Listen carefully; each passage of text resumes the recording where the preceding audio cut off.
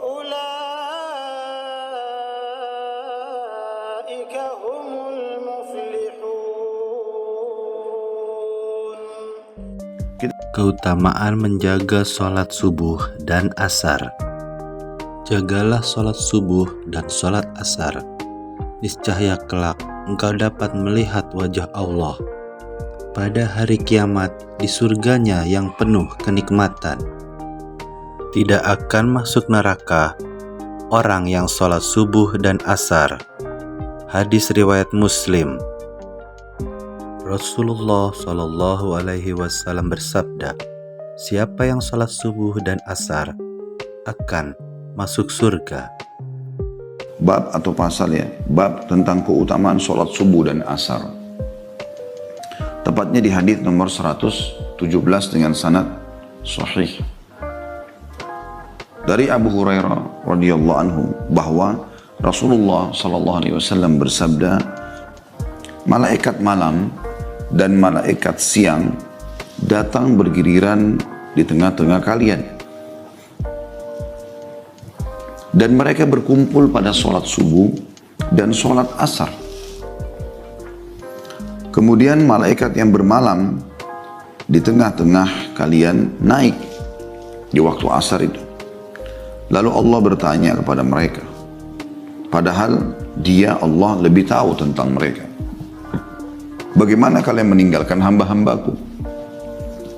Maka para malaikat menjawab, kami meninggalkan mereka dalam keadaan mengerjakan sholat. Dan kami datang kepada mereka dalam keadaan mereka mengerjakan sholat. Hadis ini diriwayatkan oleh Bukhari dan Muslim. Hadis ini Keutamaan sholat subuh. 1. Dapat jaminan masuk surga. 2. Penghalang masuk neraka. 3. Mendapat jaminan Allah. 4. Dihitung seperti sholat semalam penuh. 5. Disaksikan para malaikat. sesungguhnya malaikat malam dan malaikat siang datang bergiliran di tengah-tengah kalian. Berarti ini menunjukkan tentang adanya iman kepada malaikat. Dan malaikat adalah makhluk Allah, sebagaimana Nabi SAW sebutkan dalam sebuah hadis yang sahih, diciptakan dari cahaya. Jin dari api dan manusia dari tanah. Mereka adalah makhluk Allah yang suci. Mereka hanya patuh kepada Allah Subhanahu wa Ta'ala. Dan teman-teman bisa membaca di ayat-ayat pertama dari surah nomor 77 dan surah nomor 79. Ya. Jaga sampai asar, itu naik ke langit dan ketemu dengan Allah Subhanahu wa Ta'ala. Kemudian ada malaikat yang datang sebelum mereka ganti giliran, ketemu di waktu itu. Yang datang pas waktu asar, orang-orang lagi pada sholat, ya. Kemudian yang berjaga sampai asar dari malamnya itu akan naik ke langit melapor. Ini datang. Nanti ketemu lagi mereka di waktu sholat subuh, jadi subuh sama asar itu. Ya. Dari subuh sampai asar, kemudian asar sampai subuh lagi. Ya. Yang satu datang melihat, menjaga, kemudian yang satu melaporkan kepada Allah Subhanahu wa Ta'ala. Dan mereka bertemu dengan Allah Subhanahu wa Ta'ala, dan Allah mudahkan untuk melaporkan itu dengan sangat cepat karena mereka bisa terbang. Salat subuh adalah faktor dilapangkannya rezeki. Rasulullah Shallallahu Alaihi Wasallam bersabda, hai Fatimah, bangun dan saksikanlah rezeki Rabbmu. Karena Allah membagi-bagikan rezeki para hamba antara salat subuh dan terbitnya matahari. Oleh karena itu, hendaknya kita tidak tidur setelah salat subuh. Karena waktu tersebut adalah waktu kita meraih kebaikan yang banyak. Bagaimana Allah juga jelaskan dalam Al-Quran, ya. Kalau orang beriman akan meninggal dunia, maka para malaikat mengatakan, ya ayyatuhan nafsul mutmainnah, irji ila rabbiki radiyatan mardiyah. Hai orang-orang, hai jiwa orang-orang beriman, ya, jiwa yang tenang dengan keimanan, pulanglah kepada Tuhanmu, ya, yang dengan keridhaan atau diridhai, dan penuh dengan ketenangan.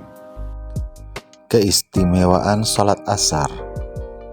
Jagalah oleh kalian dengan sungguh-sungguh sholat 5 waktu, terutama sholat wusta atau asar, dan berdirilah kepada Allah dengan penuh kekhusyuan. Surat Al-Baqarah ayat 238. Dan malaikat-malaikat yang menjaga ini saling bergiliran, mereka bertemu tepatnya di sholat subuh dan sholat asar. Makanya penulis menulis ini keutamaan sholat subuh dan asar. Karena di sholat subuh, malaikat yang sudah bertugas dari asar kemarin, itu akan naik melapor kepada Allah, dan yang akan berjaga dari subuh itu sampai asar, itu baru datang. Dan bersamaan, mereka datang bertepatan di waktu sholat. Di waktu sholat, ya. Sehingga malaikat yang naik ke langit, melapor, Allah tanya, lagi apa hambaku? Maka mereka bilang lagi sholat. Ya, kami meninggalkan mereka lagi sholat. Dan pada saat asar dia datang, malaikat yang ini mau pergi lagi, juga melaporkan hal yang sama. Sholat yang 5 ini yang paling afdal adalah sholat asar. Diambil daripada firman Allah subhanahu wa ta'ala, a'udzubillahi minasyaitonirrajim, hafidhu ala sholawati was sholatil usta wa qumu lillahi qanitin. Jagalah sholat-sholat kalian, ya, dan sholat pertengahan. Nah, sholat pertengahan, sholatul usta ini banyak pendapat di antara ulama, tapi yang saya pegangi adalah itu pertengahan antara sholat yang pagi, subuh sama duhur, pertengahan antara sholat yang malam, maghrib dan isya, maka dia adalah asar. Tapi di sini disebutkan subuh dan asar ini memang Allah SWT tentukan waktunya agar malaikat saling bergiliran. Pertanyaan sekarang, kenapa malaikat malam yang disebutkan di sini? Karena malaikat malam mengawasi 4 waktu sholat. Asar, dia datang, maghrib, isya, kemudian subuh. Baru dia naik melapor. Kalau yang datang subuh, dia hanya mengawasi 3 waktu sholat. Subuh, zuhur, dan asar. Asar diganti lagi dia, kan gitu. Jadi potongan pertama, malaikat malam dan malaikat siang iman kepada malaikat, dan mereka bergiliran. Potongan kedua, mereka berkumpul pada sholat subuh dan sholat asar. Ini keutamaan yang kedua. Tentang keutamaan sholat ini akan kita sebutkan insya Allah. Artinya mereka akan naik ke langit. Dan ini menandakan Allah subhanahu wa ta'ala berada di atas langit. Maka kita juga kalau berdoa, angkat tangan ke langit. Nabi SAW seringkali menunjuk ke langit pada saat berdoa. Angkat tangan ke langit. Bahkan kata Nabi SAW, Allah memiliki sifat malu. Ini sifat mulia dari Allah subhanahu wa ta'ala. Itu tidak sama dengan makhluknya.